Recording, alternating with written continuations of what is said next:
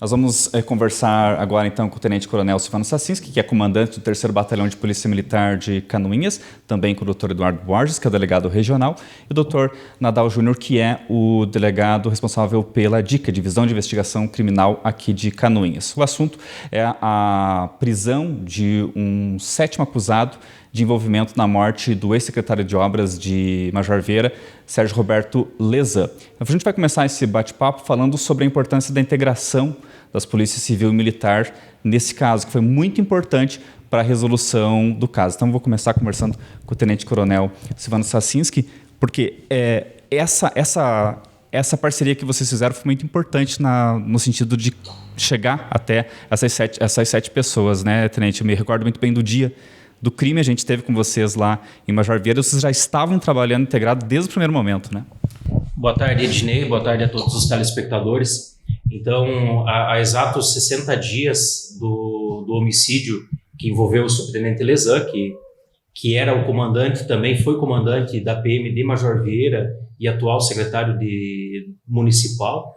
Então, desde o primeiro momento da ocorrência, onde foram acionados o Corpo de Bombeiros e a Polícia Militar, também a Polícia Civil, nós iniciamos um trabalho de parceria, né, cada instituição com a sua responsabilidade, mas trocando informações e trabalhando junto para chegar à conclusão desse fato lamentável que ocorreu naquele município, que é a identificação dos autores e até também a questão do porquê desse crime tão bárbaro que ocorreu em Major Vieira. Então, hoje nós estamos praticamente não finalizando, mas dando uma resposta a toda a comunidade aqui de Major Vieira, Canoinhas e toda a região sobre desse fato, né? Quero destacar aqui a importância dessa integração com a Polícia Civil, na pessoa aqui do delegado Eduardo, delegado Nadal, que desde o primeiro momento, do primeiro minuto, estava junto, colaborando, contribuindo e empenhado, né? Empenhado em desvendar esse crime. A gente conversava em outras oportunidades, né? Que nós temos um índice de resolutividade de crimes aqui muito alto, e isso se dá também ao trabalho eficiente das polícias, seja militar e seja civil. Então nós agradecemos aí toda a participação da Polícia Civil na elucidação desse crime, que também nos afetou, né? Ele era um policial militar e nós tínhamos algumas dúvidas até sobre o que poderia ter levado à morte do subtenente Lezan, e hoje estamos trazendo essa informação e coroando essa operação que iniciou há 60 dias atrás. Justamente por causa dessa taxa de resolutividade, né, doutor Eduardo, que vocês receberam muita pressão ao longo desse tempo, porque as prisões foram acontecendo, a motivação não foi revelada, aí se surgiram várias versões e tal, e vocês sofreram muita pressão. E aí aconteceu um outro crime também, outro homicídio bastante rumoroso nesse período, que foi do nosso colega, o Paulo, e que movimentou toda a polícia, tanto civil quanto militar. Enfim, para vocês foram momentos aí também bastante complicados, né?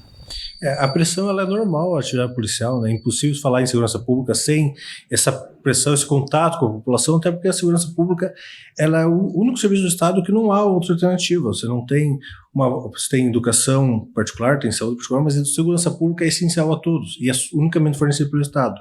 Então, quando acontece um crime como esse, que repercutiu, foi no centro do município, foi no horário do almoço, próximo à creche, ele gera uma comoção social e um medo. Então, essa resposta que foi dada, que foi a condução da investigação, né, foi brilhantemente conduzida pelo Dr. Nadal e sua equipe, com o apoio da Polícia Militar, ela traz essa resposta necessária, além de levar o criminoso à justiça, os criminosos, no caso, ela traz de novo essa sensação de que essa reafirmação de que o Estado está presente, que a polícia é um órgão de atuação e que a criminalidade não fica impune.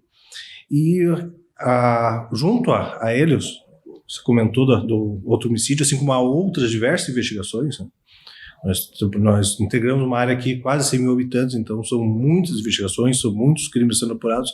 De fato, acaba que as investigações têm que correr juntos, muitas vezes, uma tem prioridade sobre a outra, não o crime ou a investigação, mas determinadas diligências, né? Por exemplo, você vai buscar uma imagem, se passou dia, que não há mais essa imagem salva, não adianta mais ir depois. Então, esse controle que é preciso, e por isso que às vezes dá essa sensação para a população, a polícia está demorando. Não, porque dentro de todo o conjunto de atribuições, dentro de todo o conjunto de diligências que estão sendo feitas, elas têm que ser feitas de forma muito organizada para que não haja prejuízo para ninguém. Joia. Doutor Nadal, foram 8 prisões, uma delas depois se provou que não tinha nada a ver com o crime, que era de uma pessoa que tinha ligação com um dos suspeitos, né? De fato, foram 7 prisões, pessoas que se encontram ainda na cadeia. Retomando o início dessa investigação, que no mesmo dia prendeu os 2 executores, né, os 2 que, de fato, participaram diretamente da morte do Lezan. Gostaria que o senhor contextualizasse para a gente as outras prisões, a partir dessas 2 prisões que vocês conseguiram desbaratar todo esse nó que chegou nessa 7ª prisão de ontem. Isso, já no dia 14 de junho foi realizada a lavratura de auto de prisão em flagrante delito com relação a 2 indivíduos que teriam participado diretamente da execução. Um dos indivíduos foi abordado com a motocicleta, que já havíamos identificado que era a motocicleta utilizada para a prática do crime, e o outro indivíduo foi feito o auto de prisão em flagrante delito com base em depoimento, em reconhecimento fotográfico de testemunha. Já nos dias seguintes, mas também esse indivíduo ele tinha mandado de prisão ativo expedido pelo Estado do Paraná. Já nos dias seguintes conseguimos demonstrar de maneira técnica que esse segundo indivíduo, na verdade, ele tinha ligação com o autor do crime, qual foi preso em flagrante no dia 14, mas que ele não tinha participado. Razão pela qual já excluímos ele da linha de investigação e começamos a atuar em busca da identificação e qualificação dos autores intelectuais, mandantes e outras pessoas que tivessem participado do crime, inclusive o segundo executor. Porque a essa altura já sabia que tínhamos um executor que ainda estava solto. Então, com base na identificação do indivíduo responsável pela compra da motocicleta, no dia 11, ele teria comprado a motocicleta no dia 11 de junho de 2022, 3 dias antes do crime. Nós realizamos diversas diligências, inclusive de análise de imagens, pelo município de Major Vieira, com a finalidade de verificar se nos dias que antecediam o crime a vítima estava sendo seguida pelos criminosos. Realizamos aproximadamente 500 horas de análise de imagem e foi possível determinar todos os momentos em que os criminosos realizavam o monitoramento da vítima. Eles monitoraram a vítima na sua residência, monitoraram a vítima no local de trabalho, monitoraram a vítima em locais eventuais que ela ia durante o dia. Eles filmavam o veículo da vítima, eles fotografavam o veículo da vítima. Os executores sempre ficavam com a motocicleta parados em determinado ponto da cidade. Por exemplo, no dia do crime, eles estavam com a motocicleta estacionada na proximidade do CRAS, ali na esquina do ginásio. Em dias anteriores, eles ficavam em uma lanchonete próxima à prefeitura. E os 2 indivíduos que realizavam o monitoramento de todo o trajeto da vítima, eles utilizaram em um dia um veículo Peugeot, em outro dia um veículo L200 Triton, uma caminhonete, e outro dia um veículo Ford Fusion, veículos apreendidos durante a investigação, para realizar o monitoramento. E quando eles viram a oportunidade, acharam que era uma abertura para que eles pudessem cometer o crime, eles autorizaram que os 2 indivíduos que estavam com a motocicleta fossem até o local e executassem. Então, realizamos já no dia 16 a prisão do indivíduo responsável pela compra da motocicleta. Na ocasião, ele estava em fuga pelo interior do município de Papanduva, porque ele já sabia que a polícia estava atrás dele, né? Então ele já estava fugindo, ele já estava destruindo, deletando informações de dispositivos informáticos dele, de telefone celular, estava tentando monitorar a equipe de investigação por meio de notícias de jornais, com a finalidade de se antecipar, né, aos atos investigatórios, mas não adiantou, conseguimos capturar ele. Realizamos busca e apreensão na residência dele e, após colocar em prática outros métodos de investigação, passamos a realizar uma investigação por meios cibernéticos e uma massiva análise de dados, né? Só em questão de dados, em páginas de relatório, nós analisamos aproximadamente 400 mil páginas de relatórios de extração de dados. Seria basicamente conversas de WhatsApp, de Facebook? De tudo, isso, de tudo. Tudo que diga respeito àquela parte da vida de qualquer cidadão que está hoje em dia em meios digitais, né? Então, foi tudo isso. E a partir daí conseguimos identificar o outro executor, né? Que basicamente a função dele foi ser o piloto da motocicleta. Todavia, ele, de maneira consciente e voluntária, sabia que ele estava sendo piloto da motocicleta para a prática de um homicídio. Então, ele pilotou a motocicleta até o local do crime, pilotou a motocicleta durante os monitoramentos da vítima e também durante a fuga. Esse indivíduo foi pego fugindo já no município de São Francisco do Sul. Ele estava fugindo por diversos municípios do estado de Santa Catarina e conseguimos capturar ele no dia 19 de julho de 2022 em São Francisco do Sul. Antes da prisão dele, realizamos a prisão de um dos mandantes, no município de Monte Castelo, no dia 9 de julho de 2022. Realizamos a prisão desse indivíduo que basicamente contratou a pessoa que comprou a moto, contratou essa pessoa para que ela comprasse a moto, achasse a arma, ajudasse no recrutamento de 2 executores, ajudasse na realização dos monitoramentos da vítima e para que o crime fosse cometido. Então, ele foi o cara responsável por recrutar os demais. E a investigação veio caminhando com outras técnicas de investigação ao longo desse período, com a colheita de provas por meio de depoimentos testemunhais, né? Alguns depoimentos mais indiciários, outros mais concretos e contundentes, tudo indicando e culminando na prisão que ocorreu ontem, no dia 16 de agosto, né? Do mandante, do autor intelectual do crime, responsável pelo pagamento da recompensa, né? E pela determinação da morte do Lesan. Essa pessoa, esse que seria o mandante que foi preso ontem, ele confessou, ele nega o crime? Não, ele permaneceu em silêncio. Houve boatos lá em Major Vieira que teve troca de tiros, houve alguma coisa assim? Não teve não. Pelo contrário, a abordagem foi muito tranquila ali, ele não esboçou reação no momento da abordagem. Claro, a polícia sempre, principalmente como foi o caso que foi a abordagem veicular, né? Ele estava dentro do veículo quando abordado, então a polícia toma algumas precauções para evitar que a equipe seja colocada em risco, né? Então é uma abordagem contundente, muito profissional, mas não porque ele tenha reagido de alguma forma, não. Ele sempre foi pacífico ali e não esboçou qualquer reação. Claro que se ele confessasse, ficaria muito mais claro a motivação, mas o que vocês têm de momento é que em 2017 essa pessoa perdeu a filha, né, que supostamente teria se suicidado, e essa morte que teria desencadeado uma tentativa de vingança contra o Lesan. Aliás, uma vingança contra o Lesan, porque ele atribuía, de alguma forma, uma culpa ao Lesan pela morte da filha. Mas o que pode embasar esse pensamento do pai, ou no caso do mandante do crime? Então, é somente ele que pode esclarecer, né, de maneira correta o que embasou esse pensamento dele. Nós chegamos nessa motivação, já tínhamos essa linha de investigação e confirmamos ela através do depoimento de uma testemunha.